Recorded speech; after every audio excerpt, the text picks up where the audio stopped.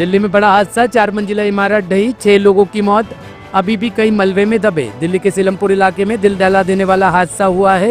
यहाँ अचानक 4 मंजिला इमारत भरभरा कर ढह गई। मलबे में 8 लोगों को बाहर निकाल लिया गया। मलबे में दबने से 6 लोगों की मौत हो गई। हादसे की सूचना मिलते ही पुलिस और दमकल की टीम मौके पर पहुंची। फिलहाल पुलिस, दमकल और एनडीआरएफ की टीमें राहत व बचाव कार्य में जुटी हुई है। स्थानीय लोग मलबा हटाने में मदद कर रहे हैं। 3 मंजिल बिल्डिंग थी, वो क्लास होगी, जिसमें मतलब की फैमिली के कुछ मेंबर्स थे, कुछ 7 को अभी रेस्क्यू कर लिया है। बाकी अभी इसको बेंच जारी है। पुलिस और एनडीआरएफ, सिविल डिफेंस और लोकल यहाँ के जो नाइट समिति के लोग लगे हुए थे, वॉलंटियर्स के तरफ सारा मलबा बाहर भी भेजा है। अभी एनडीआरएफ की टीम आ गई तो खर्चे निकाल के रेस्क्यू करेंगे। टोटल कितने भी घायल को 7 लोग रेस्क्यू करके अभी प्रवेश हॉस्पिटल में भेजे। 7 लोगों को। हाँ सर, कैसे तबीयत उन लोगों की सीरियस है? अभी तक मैं कह नहीं सकता। सर अंदर कितने लोग दबे होने का सकता है? 3 या 4 अंदर होंगे। सर राहत बचाव कार्य में दिक्कत आ रही है, चूंकि देखिए हम देख रहे हैं बहुत पतली गलियां हैं, राहत बचाव कर रहे हैं, सोचने में तो देरी हो रही है। जरूर इससे फर्क तो पड़ता ही है। जो ओपन रास्ता तो आसान होता है, तब भी पब्लिक ने काफी सपोर्ट किया, तो काफी हेल्प की पुलिस की और तो हम कुछ लोगों को जल्दी ऐसे कर पाए। कितना पुराना घर होगा ये, पता लगा? अंदाजा नहीं लगा सकते। 7 साल में इलाके में पता चली कि किसी का मकान, मतलब भाई उनका मकान गिर चुका है। उनकी फैमिली आ रही थी, नीचे किराएदार थे और ऊपर फर्स्ट और सेकंड पे उठ जाते। कितने लोगों की 8 से 10 परिवार के लोग होंगे, बहुत ही बेटा, 2 बेटे और खुद स्वयं हस्बैंड वाइफ।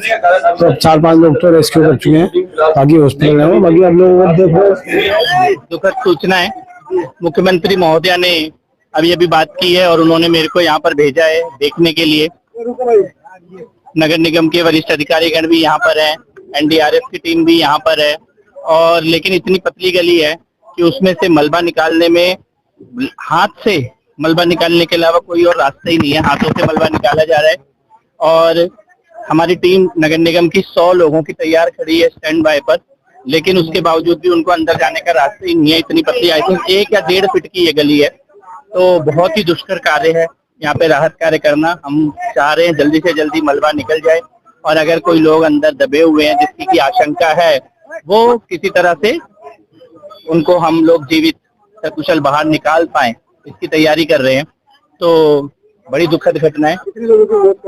2 लोगों की मृत्यु अभी की सूचना है और 4 लोग अस्पताल में है लेकिन खतरे से बाहर है। पर मैं ये बात कहना चाहता हूँ, यहाँ पर अभी थोड़े दिन पहले मुस्तफाबाद में भी ऐसी एक बिल्डिंग गिरी है, आज यहाँ पर भी ये बिल्डिंग गिरी है। मैं ये बात कहना चाहता हूँ कि एक खास तरह के इलाकों में बिल्डिंग गिर रही है और भ्रष्टाचार का ऐसा गंदा खेल 10-15 साल दिल्ली में खेला गया है। किसी की भी कोई भी जगह पे अनथोराइज तरीके से, गलत तरीके से, इतना पतला वो लोहे की पटरी के ऊपर 4-4, 5-5, 6-6 मंजिल के मकान बने हुए हैं। निश्चित तौर पर एक के ऊपर एक ही, अभी जो बगल की इमारतें हैं, इसका मलबा हटते हटते बगल की 2-3 इमारतों के गिरने की आशंका दिखाई दे रही है। तो भयानक वोट बैंक के कारण भयानक भ्रष्टाचार का गंदा खेल 10 साल में खेला गया और ये लोगों को मरने के लिए, इस प्रकार के घरों में पैसे खाकर लोगों को रहने के लिए यहाँ पे जो गंदा खेल जिन लोगों ने खेला, इन मौत के वो जिम्मेदार है जो आज यहाँ से भाग चुके हैं छोड़कर। और मेरा ये मानना है कि इस प्रकार के एक खास जो भी बिल्डिंग गिर रही है, किस कहाँ पे गिर रही है, 15-15, 20-20 साल से वहां पे कौन लोग जनप्रतिनिधि बनकर बैठे हुए हैं, ये बहुत ही भयानक गंभीर सवाल है। इन सवालों के ऊपर कभी ना कभी खुलकर किसी को बोलना ही होगा कि ये बिल्डिंगें किसके अंडर में बनाई जा रही है, किनकी सत्ता चल रही थी। और आज वो लोग खुद तो भाग गए हैं, लेकिन इस प्रकार का तुष्टीकरण 4 मंजिल 5 मंजिल लोहे की पटरियों पे घर बनाए हुए हैं, लोगों की जान के साथ आप खेल रहे हैं। बहुत ही शर्मनाक है और मुझे लगता है गंभीर इसकी जांच भी होनी चाहिए और अपराधी चाहे अधिकारी हो चाहे पीछे से बैठा हुआ कोई, 100% जांच करेंगे।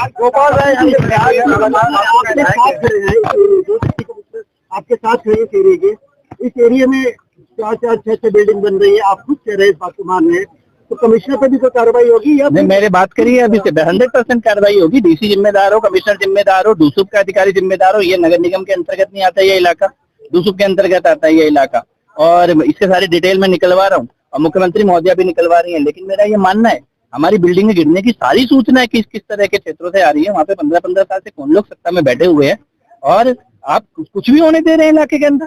अगर आप तो मीडिया का कैमरा देख रहे हैं, आप बताओ, लोहे का एक हल्का सा लोहे का वो लगा रखा है, उसके ऊपर पतली पतली पटरी लगा के उसके ऊपर 5-5 मंजिल घर है, एक दूसरे के ऊपर टिके हुए घर है, ऐसे कैसे? बिल्कुल करी जाएगी। हमने मुस्तफाबाद में भी बोला है, 6 मंजिल 5 मंजिल के जो घर है वो खाली कराए जा रहे हैं और उनको तोड़ने का निर्देश दिया है। और इस प्रकार से इलीगल, अगर एक तो इलीगल होना एक समस्या है, असुरक्षित भी, आप लोगों को एक जानबूझ के इस प्रकार की व्यवस्था में रख दिया गया है कि उनकी जान ही नहीं बच सकती है। इसके ऊपर निर्णायक कोई ना कोई एक्शन होना चाहिए। 40 साल बाद पुलबंगश गुरुद्वारे के मामले में गवाही, महिला ने अदालत में जगदीश टाइटलर की पहचान की। दिल्ली के बहुचर्चित 1984 सिख विरोधी दंगों में पुलबंगश गुरुद्वारे पर हुए हमले के मामले में 40 साल बाद एक अहम मोड़ आया है। राउस एवेन्यू कोर्ट में चश्मदीद महिला गवाह ने पेश होकर अपने परिवार के सदस्यों की हत्या के दर्दनाक मंजर को याद करते हुए कांग्रेस नेता जगदीश टाइटलर को अदालत में पहचान लिया। महिला ने साफ कहा कि यही वह व्यक्ति है जिसने भीड़ को उकसाया था, जिसके बाद हमारे परिवार वालों को मार डाला गया। घर से बाहर निकले हुए थे, उसके बाद वो जो गुरचरण सिंह चन्नी हमारी दुकान का नौकर था और वो बादल जी गुरुद्वारे के वो थे, रागी थे, तो वो छुपने के लिए आ गए। वो किसी के घर छुप गए थे, हम भी छुपे हुए थे। वो किसी के घर आके छुप गए और आके जो माओ था वो आया ऊपर, दोनों साइड सीढ़ियाँ थी, एक उधर से और उधर से आके तो उनका दरवाज़ा तोड़ा, अंदर जाके बाथरूम में से उनको निकाला और काट के फिर उसके बाद उन्होंने बाहर ले आए, छत से नीचे उन्होंने फेंक दिया। फेंक के और रेड़ी जो थी, फ्रूट की रेड़ी होती हैं, उसके ऊपर डाला उन दोनों को, डाल के और ऊपर टायर वगैरह रखे, टायर डाल के और सीधा पकड़ के उनको गुरुद्वारे ले गए। गुरुद्वारे के अंदर जाके जला दी और फिर उसके बाद फिर उनको जला दिया। तो बीच में कल जो सुनवाई हो रही थी उसमें ये सवाल भी आया कि भाई आप इतने सालों तक चुप रही, सामने नहीं? हाँ जी। क्या कारण था जिसकी वजह से आप चुप रही? क्या आपको या आपके परिवार के किसी सदस्य को कोई धमकी मिली? क्यों, मेरा बेटा मेरा बेटा था, लड़की की शादी हो गई है और एक बेटा था और उसको धमकी आती थी। अच्छा। और धमकी आती थी तो इस करके हमने कोई एक्शन नहीं लिया और उसकी डेथ हो गई 2015 में, 31 साल का था, तो डेथ हो गई। तो फिर उसके बाद फिर मैंने किया, हम तो अब क्या करना जी, इसलिए हमने फिर कदम उठाया। तो अब जैसे आपकी गवाही हो गई है, क्या अब भी आपको किसी से डर है या धमकियाँ आती हैं, आ रही हैं? हाँ जी, वो आए थे उस दिन, पैसे देने आए थे 2 दिन पहले। अच्छा। जिस दिन हमारी अगले दिन डेट थी, तो 2 दिन पहले ही आए थे, 3 दिन 10-11 को डेट थी और वो 9 तारीख को मेरे पास आए थे। तो उसकी आपने शिकायत कही? हाँ जी, हमने पुलिस में कंप्लेंट कर दी है और हमारे कैमरे लगे हुए हैं, उसमें सब फोटोज वगैरह निकाल ली है। हाँ जी। और टाइटलर को देखा, वो कैसे हो गया? तो जब टाइटलर गुरुद्वारे पर आए तो आपने उनको देखा, वहाँ वो किस तरीके से और कब आए थे, किस वजह से? हाँ जी, हमारी दुकान ना गुरुद्वारे के सामने ही थी, तो मैं अपनी दुकान देखने आई थी। तो दुकान देखने आई हूँ तो मैं वहाँ खड़ी हो गई, हमारी दुकान लूटी गई थी सारी। और उसके बाद फिर मैंने वहाँ पटरी पे जाके खड़ी हुई थी, देख रही थी अपनी दुकान को। तो गोल चक्कर की तरफ से वो आए, क्या कहते हैं, जगदीश टाइटलर आए, उसमें से 3 बंदे थे और चौथा ये था। वो बाहर निकले और बाहर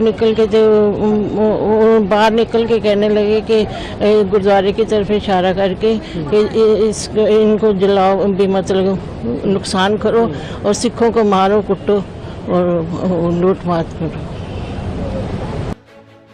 सदर बाजार में लगी भीषण आग से मचा हड़कंप। फेडरेशन चेयरमैन पम्मा ने कहा, तारों का जंजाल हटाना अब जरूरी।